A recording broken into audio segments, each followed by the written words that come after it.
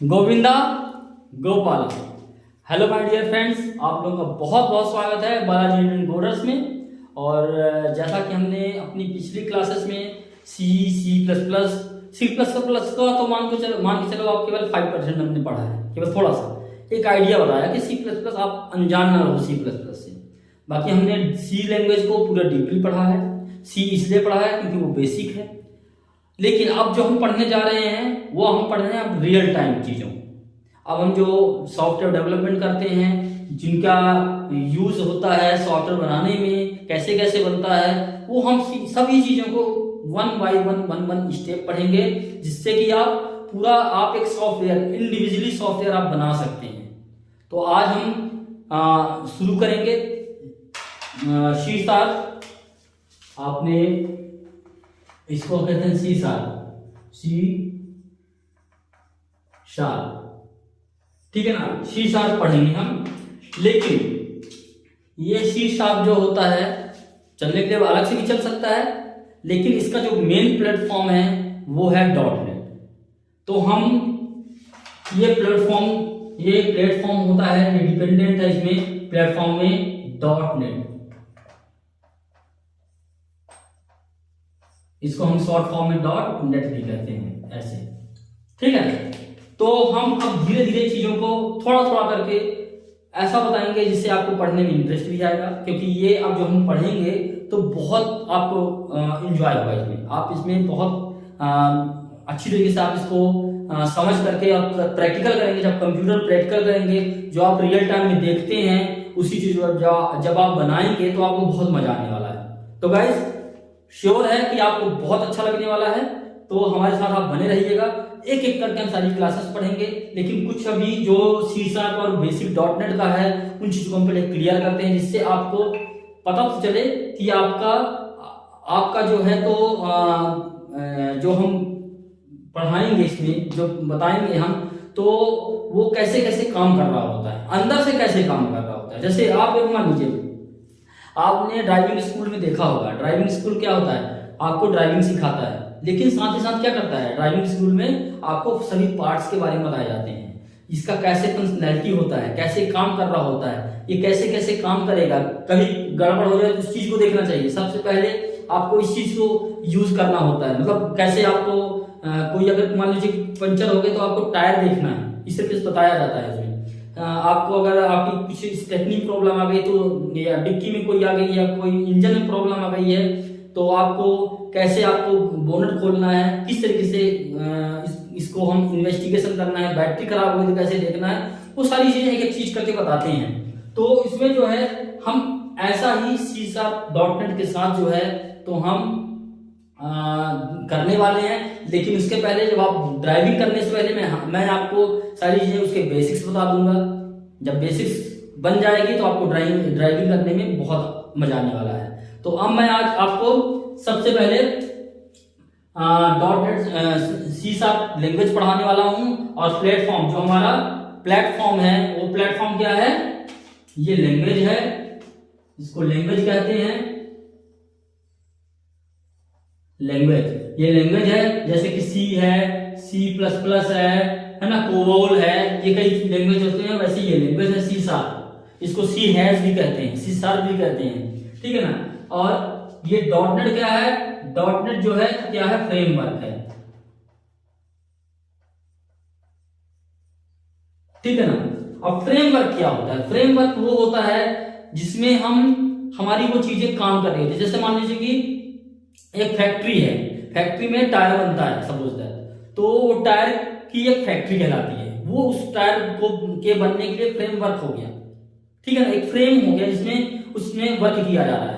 तो इसी तरीके से ये फ्रेमवर्क है, और इस फ्रेमवर्क में हम इसको सी शार्प लैंग्वेज का यूज करके, वीवी डॉट लैंग्वेज का यूज करके, जे शार्प का लैंग्वेज का यूज करके सॉफ्टवेयर बनाते हैं, और कई चीजें होती हैं। तो ये फ्रेमवर्क है जिसके अंदर हम सी शार्प की कोडिंग करते हैं और प्रोजेक्ट बनाते हैं, तैयार करते हैं, सॉफ्टवेयर बनाते हैं। तो अब आपको ये समझ में आ गया है कि सी शार्प लैंग्वेज है। जैसे हम सी लैंग्वेज बनाते हैं, सी लैंग्वेज का कोडिंग किस में कर रहे थे, उसमें कोड शॉप में, ठीक है ना। तो उसमें हम काम कर रहे थे। ठीक है ना।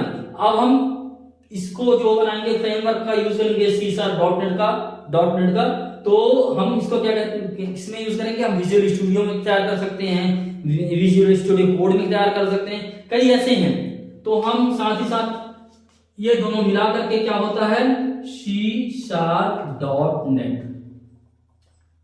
ये दोनों को मिला करके जब ये C# लैंग्वेज को .NET के साथ हम काम करते हैं, .NET कंपाइलर के साथ, फ्रेमवर्क के साथ काम कर रहे होते हैं, तब ये क्या होता है C#.NET। तो ये कुल मिलाकर के सारी हिस्ट्री जो है, जितना हमने बताया है सारा का सारा, ये यहाँ पे आ गया C#.NET।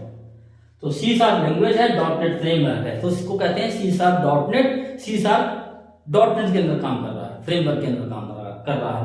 मैं इसको .NET फ्रेमवर्क को थोड़ा सा और डीपली बताऊंगा, समझाऊंगा कि ये कैसे काम कर रहा होता है, विंडो मशीन के अंदर कैसे इसकी लैंग्वेज डिपेंडेंसी होती है, इसके MICL कोड क्या कहलाता है, वो मैं बताऊंगा। लेकिन अभी आपको सबसे पहले, क्योंकि अब हम जो है तो रियल टाइम में जा रहे हैं, तो हम रियल टाइम में क्या बनाते हैं, सॉफ्टवेयर। तो हम सॉफ्टवेयर से शुरू करते हैं, ठीक है ना। सॉफ्टवेयर है क्या चीज,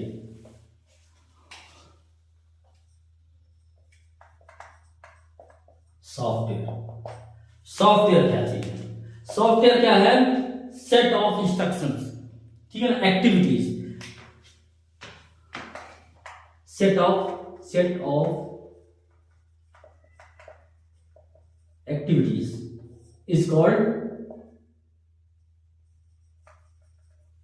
सॉफ्टवेयर। इसको हम इस तरीके से लिखते हैं, सॉफ्टवेयर को ऐसे ही, सॉफ्टवेयर को ऐसे, हार्डवेयर को ऐसे। तो ये हार्डवेयर, ये सॉफ्टवेयर। तो सॉफ्टवेयर जो है तो हमारा क्या है, सेट ऑफ एक्टिविटीज। जो भी हम एक्टिविटी करते हैं, जैसे मान लो कि एक बटन की क्लिक में हमें कुछ डेटा सेव करवाना है, कुछ रखना है, तो वो कैसे चलेगा, तो ये सॉफ्टवेयर में हम डिसाइड करते हैं, उसकी एक्टिविटीज को हम डिसाइड करते हैं। पहली चीज आपको क्लियर हो गई क्या, सेट ऑफ एक्टिविटीज। सॉफ्टवेयर मतलब क्या होता है कि एक सॉफ्टवेयर है, ये सॉफ्टवेयर है ऐसा, ठीक है ना। इसके अंदर एक्टिविटी A है, B है, C है, D है, E है, F है, इस तरीके से एक्टिविटीज हैं, ठीक है ना। तो ये क्या कहलाता है, ये सॉफ्टवेयर है, सॉफ्टवेयर हो गया। और ये क्या है, क्या कहलाएगा, एक्टिविटीज। तो सेट ऑफ, ये पूरा एक सेट है, ये पूरा एक सेट है, set of activities is called the software, ठीक है। अब आपको ये समझना है सॉफ्टवेयर कैसे कैसे होते हैं, ठीक है ना। तो COM क्या होता है, COM सॉफ्टवेयर मतलब इसका क्या है, कॉमन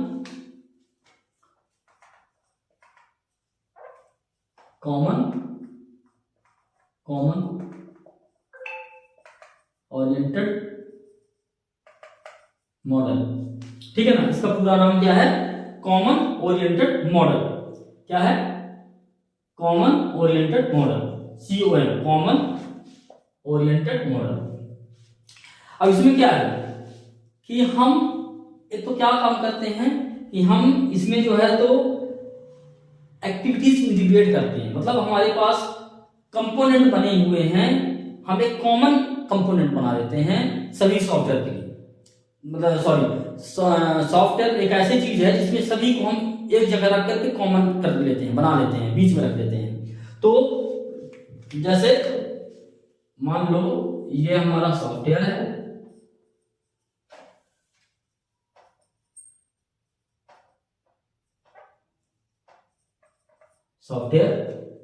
और ये हमारे से A है, B है, C है, D है, E है, F है ना। ये क्या हो गया, ये आपके क्या हो गया, इंटीग्रेटेड है, इस सॉफ्टवेयर से इंटीग्रेटेड है।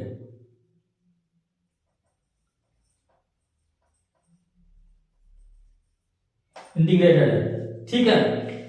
मतलब इसका क्या है, हमने कुछ कॉमन सा चीज बना लिया है। जैसे मान लो आपको मैंने बताया था ना हेडर फाइल सी में, सी लैंग्वेज में, तो जैसे मान लीजिए कि हेडर फाइल आपने बना लिया, उसको हर बार यूज करते रहिए, कहीं हर जगह यूज करते रहिए। तो मान लीजिए कि ये एक कॉमन फाइल है, कॉमन सॉफ्टवेयर है, कॉमन सा सॉफ्टवेयर है, ये सारे के सारे छोटे छोटे सॉफ्टवेयर है, ठीक है ना।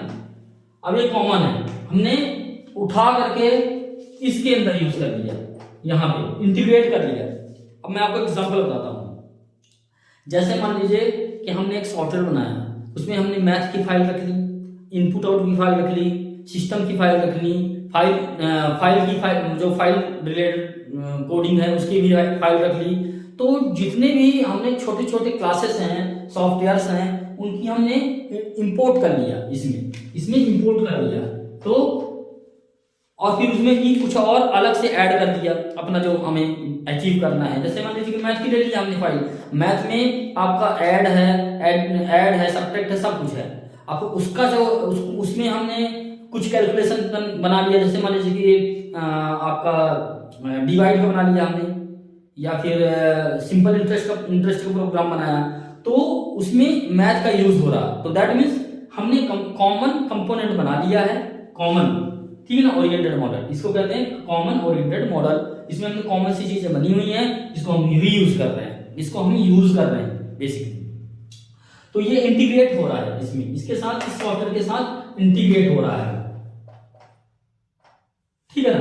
तो हमारा क्या काम है यहाँ पे कि इसमें जो है हमने छोटी छोटी चीजों को हमें पहचानना है, कौन सी चीज कहाँ लगानी है, कहाँ से यूज होना है, हमें कैसे करना है, हमें पता होना चाहिए, तब हम इसको रख सकते हैं कहीं पे। अच्छा, अब जो है इसको करने में क्या है, अब ये मान लीजिए कि ये एक ए है, अब ये ए सारे ए बी सी डी पूरा यूज हो गया। अब हम दूसरा सॉफ्टवेयर बना रहे हैं, सॉफ्टवेयर 2 नाम से बना रहे हैं, ठीक है ना। अब इसके अंदर जो है, तो हमने ए को रख लिया, डी को रख लिया और एच को रख लिया, ठीक है। इनका यूज इसमें भी हो रहा है, लेकिन इसमें नहीं हो रहा। तो क्या हुआ, ये कॉमन नहीं हो गया, ए डी और ई, ए ई एफ, ये तीनों कॉमन हो गए, क्योंकि इसमें भी यूज हो रहा है और यहां भी यूज हो रहा है। फिर मान लो कोई एक और सॉफ्टवेयर बना लिया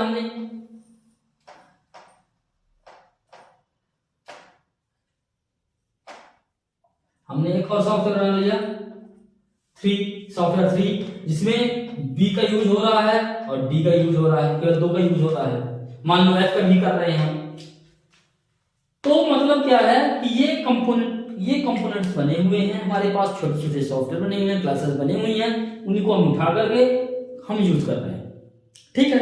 तो इसको कहते हैं कॉमन ओरिएंटेड मॉडल, ठीक है ना। इसका एडवांटेज क्या है, सबसे बड़ा एडवांटेज क्या है, इस चीज का एडवांटेज क्या है, इसका है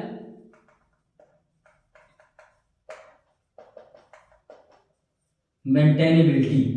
पहला, मेंटेनेबिलिटी मींस सपोज दैट इस ए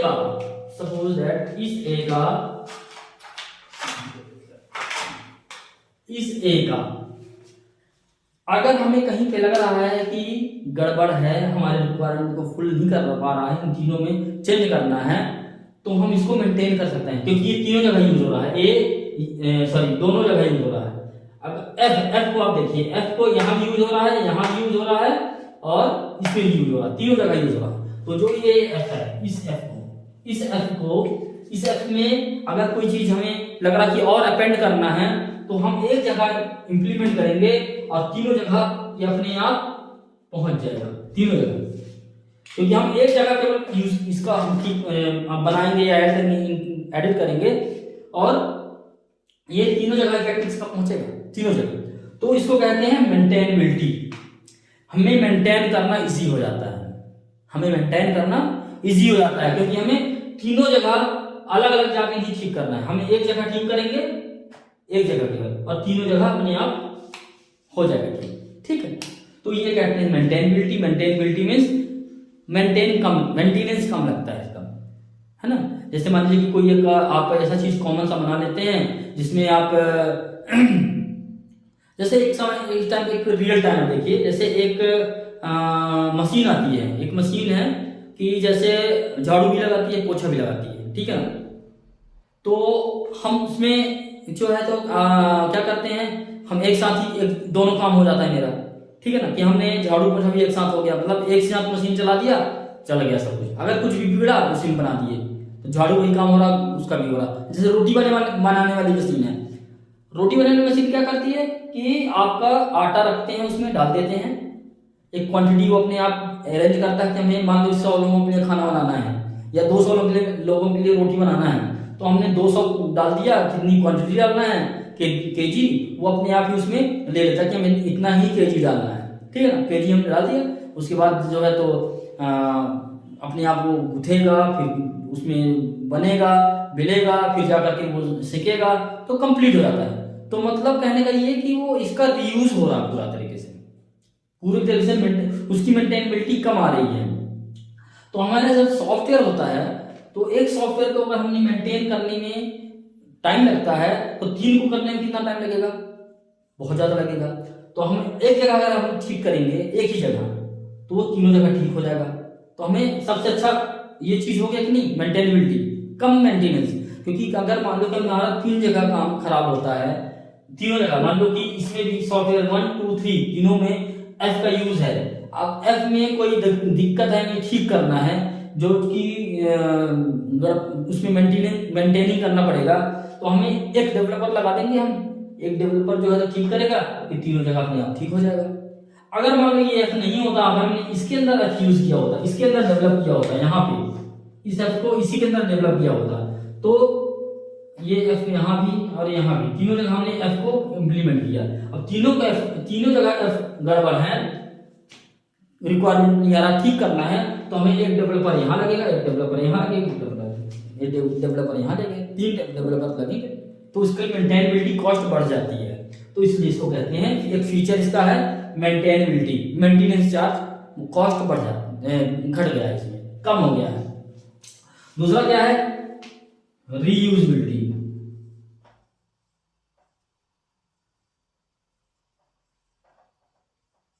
रीयूजेबिलिटी दूसरा, रीयूजेबिलिटी मीन्स आप देख ही रहे हैं, रीयूज हो रहा है बार बार हर जगह, तीनों जगह, एक जगह बनाए हैं, तीनों जगह रीयूज हो रहा है, यहाँ पे यूज हुआ, यहाँ रीयूज हुआ, यहाँ भी रीयूज हुआ, ठीक है। तो रीयूज कर रहे हैं, और कहीं और जरूरत है और जगह लगा देंगे हम, ठीक है।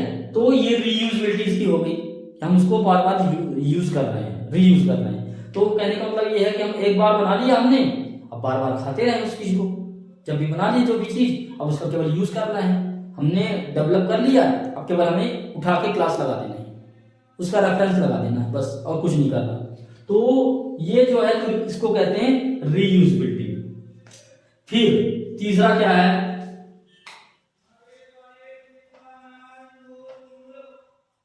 तीसरा है प्लेटफॉर्म इंडिपेंडेंट,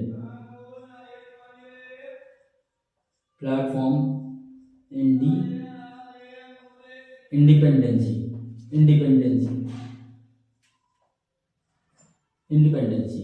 प्लेटफॉर्म इंडिपेंडेंसी। इसका मतलब क्या होता है, इसका मतलब सीधा सीधा है, प्लेटफॉर्म, जैसा मैंने आपको सी लैंग्वेज जब पढ़ाया था, तो मैंने आपको बताया था कि एक मशीन में कई बार रन हो जाती है, वही कोड आप उठाएंगे दूसरे मशीन में रन करेंगे, नहीं होती कई बार। क्यों नहीं होती, क्योंकि वो मशीन डिपेंडेंट है, वो मशीन डिपेंडेंट है। तो जिस मशीन ने आपने बना दिया, दूसरी मशीन में लेके गए, वहां डिलीवरी किया, वहां भी चलना ही बंद हो गया। क्यों नहीं चलेगा, क्योंकि हो सकता है उसका कंपाइलर कुछ दूसरे डिजाइन से बना हो, या कुछ उसमें ऐसी चीजें हैं जो कि नहीं चलने दे रही हैं, तो वो डिपेंडेंट है, मशीन डिपेंडेंट। अब यहाँ पे आया प्लेटफॉर्म डिपेंडेंसी। प्लेटफॉर्म मतलब ऑपरेटिंग सिस्टम से है, तो ऑपरेटिंग सिस्टम, कुछ सॉफ्टवेयर हमारे होते हैं जो विंडोज में चलते हैं, ठीक है ना।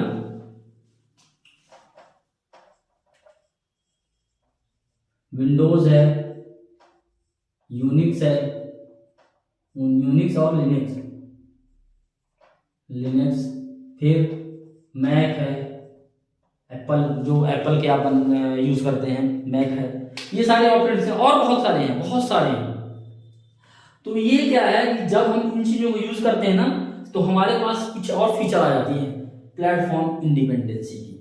इंडिपेंडेंट होता है मतलब आप अगर कोई कंपोनेंट आपने बनाया है कॉमन सा, अगर आपका वो चल जाता है विंडोज में भी, लिनक्स में भी, मैक में भी, मतलब more than one platform, more than one operating system अगर चल रहा है तो वो प्लेटफॉर्म इंडिपेंडेंसी है। तो हमारे कहने का मतलब ये है कि आपका अगर ये एफ कंपोनेंट है यहाँ पे बना हुआ है और ये आपका विंडो में चल रहा है, लिनक्स में चल रहा है और मैक में चल रहा है, दैट मीन्स प्लेटफॉर्म इंडिपेंडेंट है पूरी तरीके से। ठीक है, तो ये इसके जो है तो कॉम का वो है कॉमन ओरिएंटेड मॉडल, इसको हम ये भी कहते हैं